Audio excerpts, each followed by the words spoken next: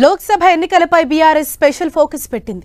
తెలంగాణ భవన్లో కేటీఆర్ అధ్యక్షతన మహబూబాబాద్ పార్లమెంటు నియోజకవర్గ సమీక్ష సమావేశం కొనసాగుతోంది. పార్లమెంటు నియోజకవర్గం పరిధిలోని ములుగు, నర్సంపేట, డోర్నకల్, మహబూబాబాద్, ఇల్లందు, పినపాక, భద్రాచలం నియోజకవర్గ నేతలతో కేటీఆర్ సమీక్షిస్తున్నారు. సిట్టింగ్ స్థానాన్ని మళ్లీ దక్కించుకునే వ్యూహంతో బీఆర్ఎస్ హైకమాండ్ పావులు కదుపుతోంది.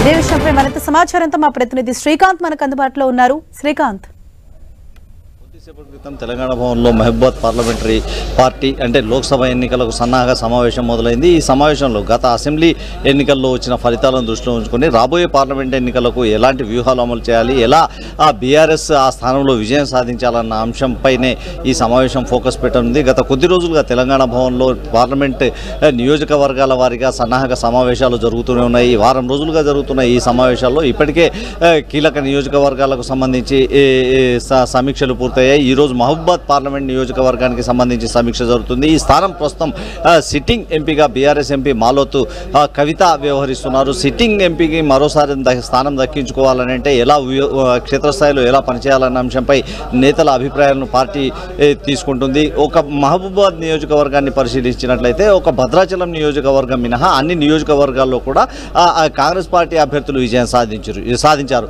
ఈ పరిస్థితుల్లో మరోసారి బీఆర్ఎస్ పార్టీ అక్కడ విజయం సాధించాలంటే పార్లమెంట్ ఎన్నికలకు ఎలా సన్నద్ధం కావాలన్న అంశంపై ప్రధానంగా చర్చ జరుగుతున్నట్టు తెలుస్తుంది. పార్టీ వర్కింగ్ ప్రెసిడెంట్ కేటీఆర్తో పాటు సీనియర్ నేతలు హరీష్ రావు, నిరంజన్ రెడ్డి, కడియం శ్రీహరి, మసోనాచారి వంటి నేతలంతా కూడా ఈ సమీక్షా సమావేశాల్లో వరుసగా పాల్గొంటున్నారు. కార్యకర్తల అభిప్రాయాలను పరిగణలోకి తీసుకొని పార్లమెంట్ ఎన్నికలకు క్యాడర్ను సిద్ధం చేసేందుకు అనుగుణంగా ఈ కార్యకర్తల సమావేశంలో ప్రధానంగా దృష్టి పెట్టారని చెప్పుకోవచ్చు. మహబూబాబాద్ పార్లమెంటు స్థానంలో ఈసారి అంటే ఎంపీ అభ్యర్థులను మారుస్తారు, కొన్ని నియోజకవర్గాల్లో మారుస్తారన్న చర్చ జరుగుతుండడంతో మహబూబాబాద్ పార్లమెంట్ నియోజకవర్గానికి సంబంధించి కూడా అభ్యర్థిని మారుస్తారా లేదా అన్న దానిపై ఇంకా స్పష్టత రావాల్సి ఉంటుంది. అయితే మాజీ ఎమ్మెల్యే శంకర్ నాయక్ కూడా ఎంపీగా పోటీ చేసేందుకు ఆసక్తిగా ఉన్నట్టు తెలుస్తూ ఉంది.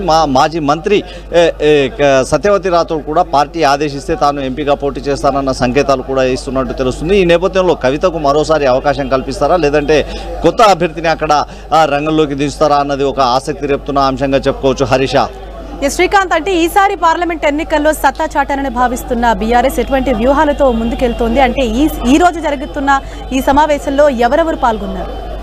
అంటే ఈ సమావేశంలో అంటే పార్లమెంటు పరిధిలోని అన్ని నియోజకవర్గాలకు చెందిన మాజీ ఎమ్మెల్యేలు, ఎమ్మెల్సీలతో పాటు కీలక నేతలు అంటే నియోజకవర్గంలోని కీలక నేతలు ఒక్కో నియోజకవర్గం నుంచి 50 మంది నుంచి 60 మంది కీలక నేతలు ఈ సమావేశానికి హాజరయ్యారు. సమావేశంలో ప్రధానంగా అసెంబ్లీ ఎన్నికల్లో ఎదురైన ఫలితాలను సమీక్షిస్తూనే పార్లమెంట్ ఎన్నికలపై విజయం సాధించేందుకు పార్లమెంట్ ఎన్నికల్లో విజయం సాధించాలంటే ఎలాంటి వ్యూహాలను అమలు చేయాలి, ఎలాంటి వ్యూహాలు అమలు చేస్తే ప్రజల్లోకి వెళ్ళగలుగుతాం, ఖచ్చితంగా విజయం సాధించగలుగుతామన్న అంశంపైనే ఈ పార్లమెంట్ సన్నాహక సమావేశంలో పార్టీ దృష్టి పెడుతుందని చెప్పుకోవచ్చు. అందులో భాగంగానే ఈ వరుసగా ఈ సమీక్ష పార్లమెంట్ల నియోజకవర్గాల వారీగా పార్టీ సమీక్షా సమావేశాలు నిర్వహిస్తుంది. ఈ సమావేశం ద్వారానే నేతలకు ఒక సంకేతాలు అంటే అసెంబ్లీ ఎన్నికల్లో ఆయా నియోజకవర్గాలకు సంబంధించి బీఆర్ఎస్ పార్టీకి నమోదైన ఓట్లు, కాంగ్రెస్ పార్టీకి నమోదైన ఓట్లు, అదేవిధంగా బీజేపీకి వచ్చిన ఓట్లను పూర్తి స్థాయిలో పరిగణలోకి తీసుకుని ఆయా నియోజకవర్గాల్లో క్షేత్రస్థాయిలో ఎలాంటి వ్యూహాలు అమలు చేయాలి, గత అసెంబ్లీ ఎన్నికల కంటే ఎక్కువగా ఓట్లు సాధించేందుకు అనుసరించాల్సిన వ్యూహాలు ఏమిటన్న దానిపైన చర్చ జరిగే అవకాశం ఉంటుంది. నియోజకవర్గాల వారీగా 7 నియోజకవర్గాల్లో ఒక భద్రాచలంలో మాత్రమే బీఆర్ఎస్ అభ్యర్థి తెల్లం వెంకట్రావు విజయం సాధించారు. మిగతా 6 నియోజకవర్గాల్లో కాంగ్రెస్ అభ్యర్థులు విజయం సాధించారు. భారీ మెజారిటీతో కాంగ్రెస్ అభ్యర్థులు విజయం సాధించడంతో ఈ అసెంబ్లీ ఎన్నికల బీఆర్ఎస్ పార్టీకి తక్కువ ఓట్లు నమోదై ఉంటాయి. కాబట్టి ఆ ఓట్లను ఎలా పెంచుకోవాలి, పార్లమెంట్ ఎన్నికల్లో బీఆర్ఎస్కు అనుకూలంగా ఎలా ఓట్లు సాధించాలన్న అంశంపైనే ఈ సమావేశంలో కసరత్తు జరుగుతుందని చెప్పుకోవచ్చు. Harisha, thank you Srikanth.